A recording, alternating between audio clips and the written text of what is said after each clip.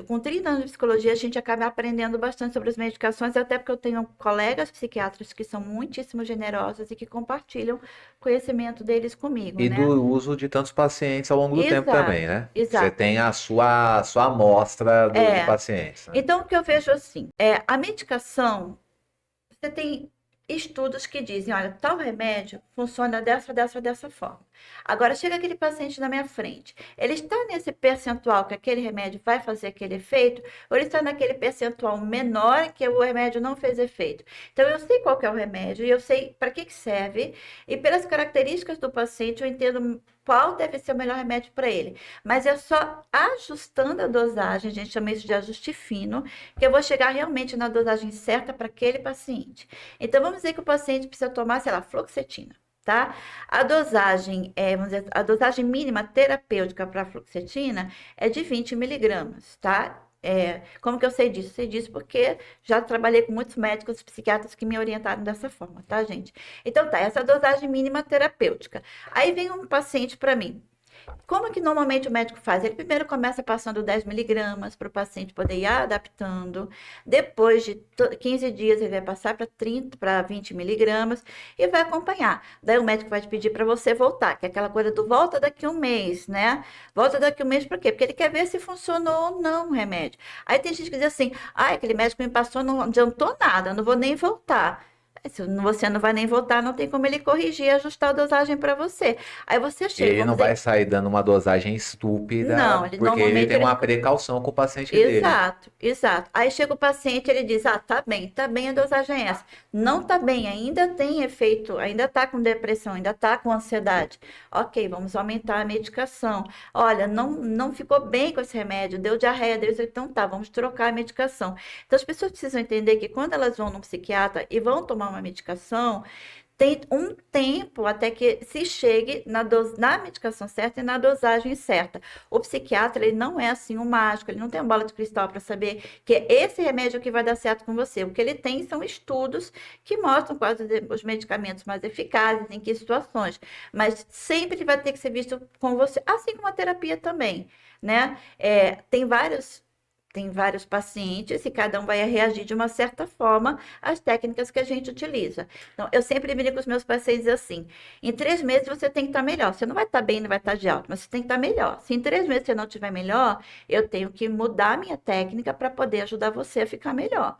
Então, a gente tem que também ir ajustando e vendo qual que é a técnica que fica melhor ou pior para cada paciente, né? A gente está falando de ansiedade e, assim, é muito importante a gente poder falar sobre isso, porque hoje o Brasil é considerado o líder no ranking mundial da ansiedade. Nós Putz, somos o grila. país com o Sim. maior percentual de pessoas ansiosas no mundo. No mundo.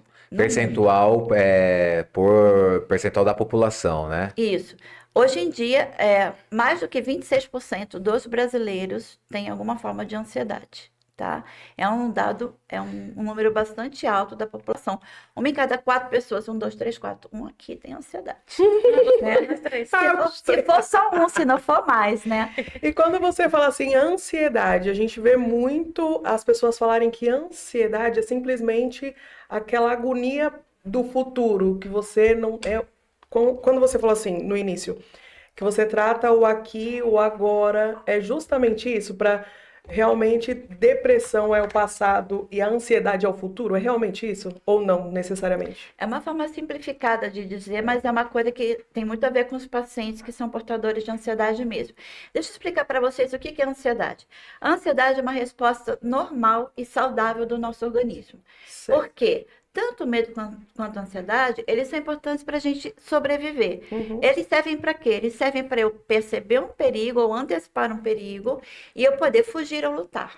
Ok? Certo. Então, dentro do medo e da ansiedade, você tem toda uma estrutura fisiológica do seu organismo para vamos dizer assim, que é iniciada quando você tem um estímulo ansioso, um estímulo, né, de medo, para que você esteja pronto para correr ou para lutar, né? Por que é isso? A gente estava lá, o ser humano, né, na idade da pedra, caminhando, tal, tal, tal, tal, de repente aparece um leão. Não vai aparecer um leão aqui em São Paulo, mas, né, idade da pedra, tal, aparecia lá um leão. Aí estava lá, o cara viu o leão. O que ele podia fazer?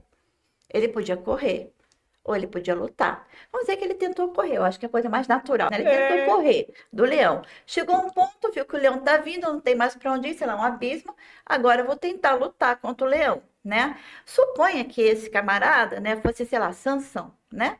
E ele pegou e matou o leão lá, conseguiu matar o leão, sobreviveu. Tudo aquilo que o corpo preparou para ele poder lutar ou correr, ele gastou, gente. Com Gastou matando o certeza. leão. Então, toda aquela, né, os músculos que tinham ficado contraídos, cheios de sangue, aquilo lá gastou. Então, a pessoa que lutou com o leão, ela teve medo, ela teve ansiedade, mas ela não ficou com uma ansiedade crônica, porque ela gastou tudo aquilo. Só que qual é o problema? O problema é que o nosso cérebro não sabe a diferença entre o leão e a conta do aluguel que está para vencer. Entendeu? E ele Não reage do sabe, mesmo jeito. cientificamente falando. Não sabe, não sabe. É um estímulo que vai causar ansiedade. E aí, não adianta você correr do aluguel se adiantar, estava todo mundo por aí correndo, né? Não adianta você correr do aluguel, não adianta você lutar contra o boleto, rasgar o boleto não vai fazer a dívida sumir.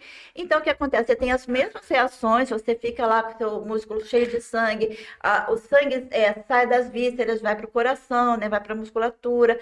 Aí você fica com aquilo tudo lá preparado e você não vai usar aquilo. Uhum. E aí o que acontece? Você começa a ter o seu cérebro inundado, né, num caldo de substâncias que causam a sua ansiedade, e você vai tendo isso de forma crônica e vai começar a ter problemas de saúde. A ansiedade em si, ela é uma resposta, inclusive, muito boa. A gente sabe que numa certa quantidade de ansiedade te prepara para ter um melhor desempenho. Então, uma ansiedade, vamos dizer assim, controlada por um tempo diminuto, ela é boa. Todo mundo aqui já sabe.